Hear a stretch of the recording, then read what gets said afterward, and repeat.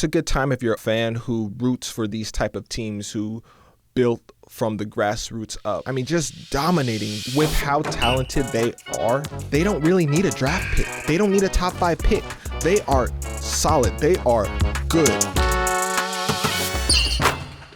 Welcome everybody to another episode of Dummies on the Hardwood. Unfortunately, I don't have Isaac or Benny with me tonight, so it's just going to be me. If you're new to our channel, go ahead and hit that subscribe button so you never miss an episode.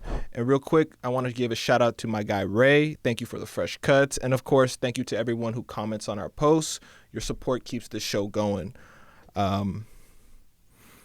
So it's been a very dominant season for the Oklahoma City Thunder. Last night, they beat the Phoenix Suns by 49 points, close to 50 points. Not only did they beat the Suns by 49 points, but they've been beating the entire league. Through 23 games, they've almost have a 16 point per game point differential in terms of winning. And I mean, just to name off a few of the games, last night they beat the Phoenix Suns by 49. They beat the Jazz by 32. They beat the Kings by 31. They beat the Pelicans by 31. 29 against the Lakers. 27 against the Blazers. 24 against the Warriors. 21 against the Mavericks. You get my point. Yada yada yada. This Oklahoma City team is so good, but they're so good that they make the games unwatchable with how good they are. I mean, last night, for example, I remember I was just watching the game, and it was the third quarter. They were up by like 40 points or something like that. And I was scrolling through my phone, and I looked up, and I saw the score, and I was like, let me just keep scrolling. I mean, it was that bad of a game against the Phoenix Suns.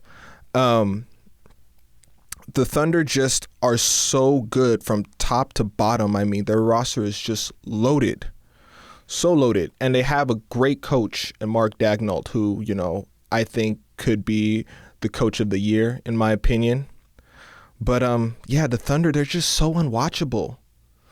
Like, they're going to win every single game. They have already like a 16-game winning streak. The question is, are they going to beat them by 15 or 20 points? You just don't really know.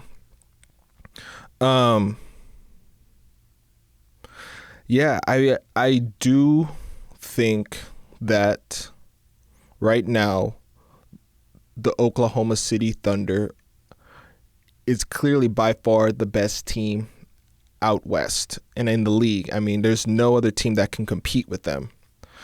And that begs the question. They're so good that they're so unwatchable. Does that hurt NBA ratings? I want you to think about that for a second. They're so good, they're unwatchable, yet they may hurt the NBA ratings. Because think about it. If you're a fan and you're watching the game and you see the score 120-70 in the fourth quarter, you already know who's going to win. Why are you going to watch the game at that point? I mean, I can speak from a fan, and I know all other fans can relate. I mean, if there's a blowout, I'm not even watching the game. Like, I'm a Laker fan, but last night I saw the Lakers lose by like 20 something points, and I was like, I'm not watching this game anymore, because you already know the ending. It's the same thing with the Thunder. It's the paradox of dominance. They're so good, they're just so unwatchable. Their basketball is so beautiful, but they're going to hurt the NBA TV ratings because nobody wants to watch a blowout every single time. Not only that, I mean, they don't want to see a small market team, and knowing the NBA, for ratings, they want to see big market teams like LA, Chicago, New York. They want to see those teams in the finals. They don't want to see the Oklahoma City Thunder. They don't want to see the Indiana Pacers again. They want to see big market teams. And so that begs the question, will the Oklahoma City Thunder's reign of terror in the league continue? And the question is yes. That will be going on for the next decade because of the blunder from the Clippers, giving up all those draft capital to get Paul George And out of all of that, you ended up just getting a second round exit, at most second round exit. So this was really just, I mean, this Oklahoma City Thunder team is going to be the team of the decade. And I do think this is the next dynasty that we're watching. I mean, you top to bottom, who's ever scouting these players, they know what they're doing. I mean, they're just so dang good. Man, I mean, and you also think about it too. It's like with the Thunder, when they play for like 36 minutes, they play 3 quarters, and the fourth quarter, they're up by 30, 40 points. They could allow the starters to rest. So if they allow the starters to rest, that allows the Thunder to become more fresh every single game that's happening. You know, these players come off fresh, and it allows them throughout the season to, when it comes playoff time, players are prepared, players are rested up. You know, players don't have to play the fourth quarter. You know, they can take some games off if needed.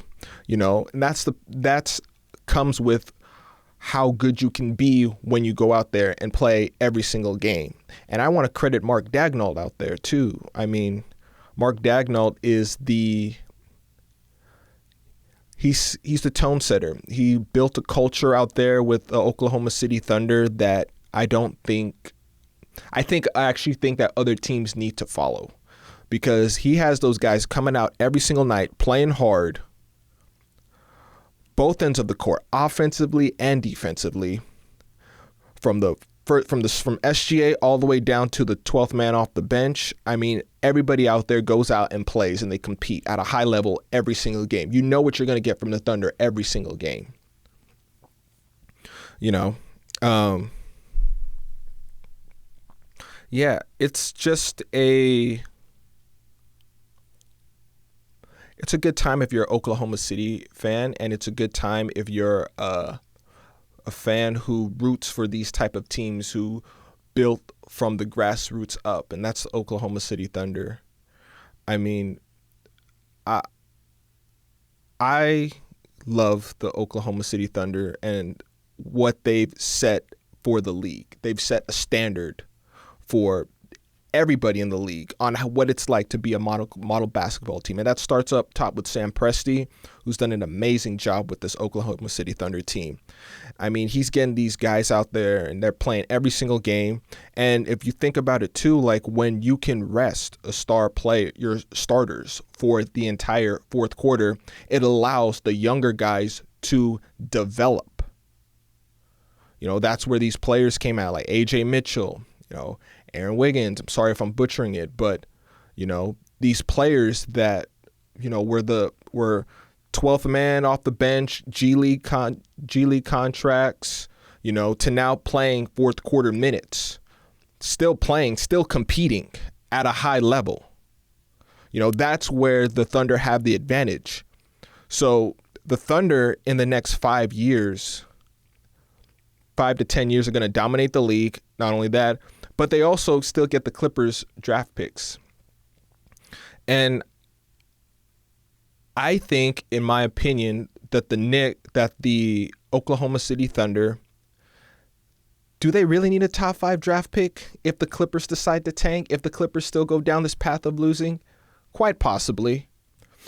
But with how talented they are, they don't really need a draft pick. They don't need a top 5 pick. They are solid. They are good. Good. Yeah, it's I wonder if there's any team that actually can beat them. And to be honest with you, like, I see one team that I do think can compete with the Oklahoma City Thunder. And that is the Houston Rockets. And I'm going to tell you why I think it's the Houston Rockets. Right now, the Oklahoma City Thunder, they're middle of the pack in rebounding, okay? The Houston Rockets, they're the best team in terms of offensive rebounds per game and second chance points per game. Thunder, I have a bit of a difficult time, on the glass. I get it. Isaiah Hartenstein's out, yada, yada, yada. I 100% get that. But I think that the Houston Rockets can expose that weakness. I really do think they can exploit the Oklahoma City Thunder's weakness on the glass. The Rockets have Steven Adams, Clint Capella, Alperen Sengun. In the first game of the season, Alperen Sengun was dominating the glass for the Rockets. I think he had like 7 offensive rebounds or something that game. Just dominating the Thunder on the glass. So, if anything, I think that am I saying that the Houston Rockets are going to beat the Oklahoma City Thunder in a 7-game series? Absolutely not. But I do think that the Houston Rockets can throw bits for the Oklahoma City Thunder with how good they are on the offensive glass.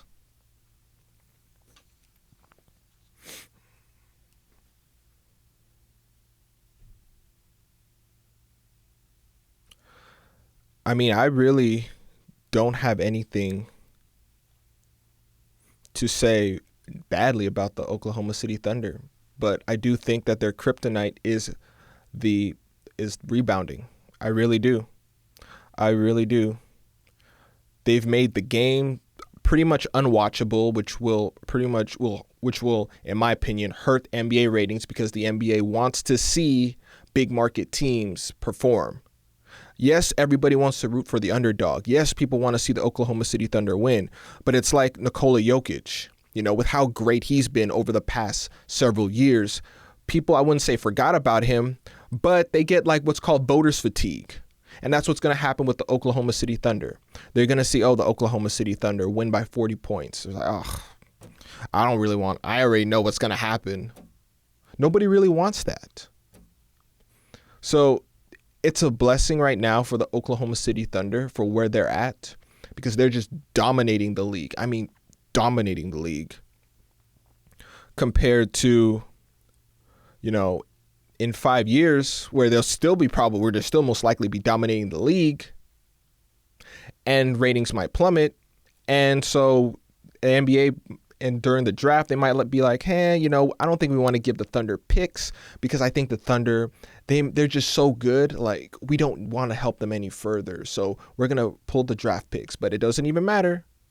It doesn't even matter because at the end of the day, the OKC Thunder are still developing their players, whether it's garbage time minutes or on the floor. They are still developing their players. But yeah, this is going to be a record-setting season for the Oklahoma City Thunder. Record-setting season for Oklahoma City Thunder. They're right now, I believe, 20-something, 22-1, I believe. I'm butchering. If I butcher it in the comments, hey, call me out. But, the Thunder are just so good, but they're so unwatchable. They are. I could watch maybe 2-3 quarters of the Thunder game, but then see that they're getting blown out by like 30 points, 40 points. Am I going to watch that as a fan? No. Imagine 5 years from now if that's still happening with how good they are. Am I going to watch that? No. But I admire them I admire their culture, and I admire their discipline, and I admire what they've done as a team, as a unit. But I do think with how good they are going to hurt the NBA. They are going to hurt the NBA. Small market teams, you're too good. People are, at some point, they're going to be like every other team in the league. They're going to be like, I don't want to watch this team anymore. I hope they lose, because they're that good. It happened to the Golden State Warriors. They're so good that fans are just like, I don't want to watch them anymore. I hope they lose. And what happened when they started losing? Fans have started to rejoice, unfortunately, And same thing with the Celtics. The last couple seasons, the Celtics were the most dominant team in the NBA. Now, they've been riddled with injuries. Players are gone, traded. And look at them. Like, people are now getting back at what Boston has done. So that's what's going to eventually happen for the Oklahoma City Thunder. Teams will get back at them. Oh, you're that good? Okay. We're going to give it to you every single game.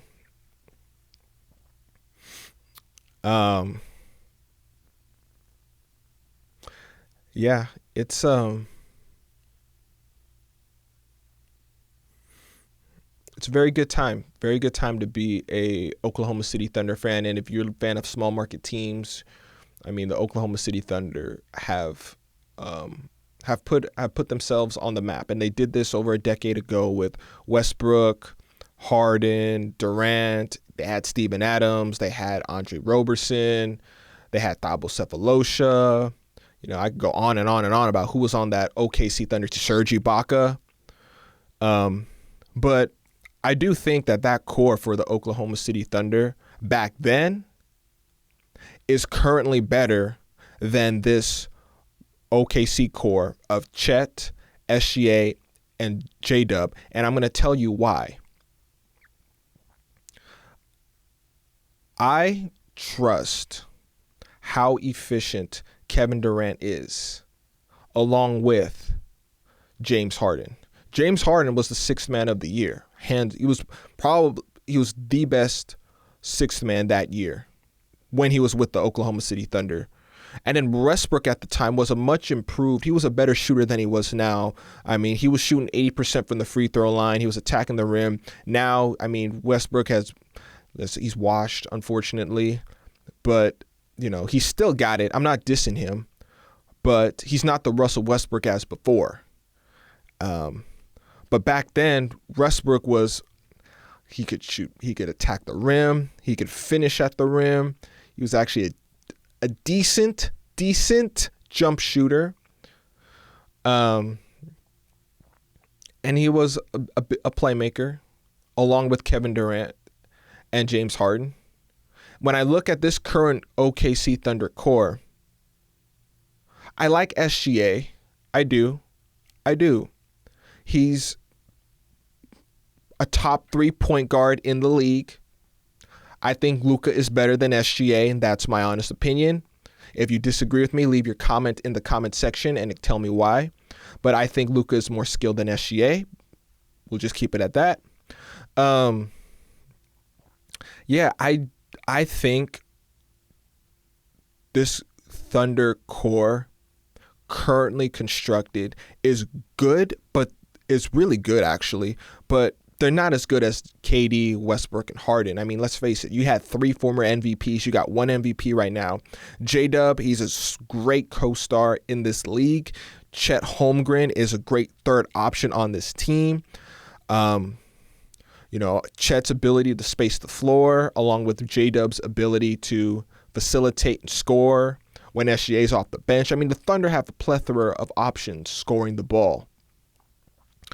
But I think that core of Westbrook, Harden, and Durant could take SGA, Holmgren, and J-Dub, and it would be a blowout. It wouldn't even be a competition because that core was that good versus this current core as currently constructed. I mean, 6'10" with handles, ability to pull up any day of the week and score. That's Kevin Durant. I'm not saying Chet Holmgren can't do that. He can stretch the floor. He can score the ball. But let's be real. I'm gonna take KD every day of the week. Prime Westbrook versus SGA. If I'm gonna be honest with you, I do think SGA is the better player than Westbrook. But I think Westbrook would take SGA in the low post and dominate him every day of the week. That's no doubt. J-Dub versus James Harden when he was with the Thunder. I'm sorry, I'm going to have to take James Harden. I mean, James Harden's ability to score, facilitate, attack the rim. I mean, it's no doubt. Like, I'm going to take James Harden over Jalen Williams just because James Harden has an ability to create his own shot. Not saying J-Dub can't do that, because he can, but I'm saying if I want somebody to score a bucket, I will choose James Harden over Jalen Williams. OKC Thunder, James Harden over Jalen Williams. Because KD versus Chet Holmgren, KD's going to take Holmgren every day of the week. I mean, Holmgren can hold his own. I'm not going to deny that. He can hold his own defensively. But it's Kevin Durant. Kevin Durant will beat Chet Holmgren off the dribble every day of the week. Yeah, you might get a block or two, but that's to be expected. But it's Kevin Durant. Shoot the three balls, he's got handles, can finish at the rim. What can he not do? So yeah, I'm currently, as constructed right now, I am taking the OKC Thunder core over the current core for the Oklahoma City Thunder. SGA versus Russ, I'm gonna take SGA. Okay. Holmgren versus Durant, I'm gonna take Durant every single day of the week. J-Dub versus James Harden, I'm gonna take James Harden. I like him. By the way, I want you guys to comment in the comment section. Who would you take? Which young core would you take? This current core or prime Westbrook, Durant, and Harden?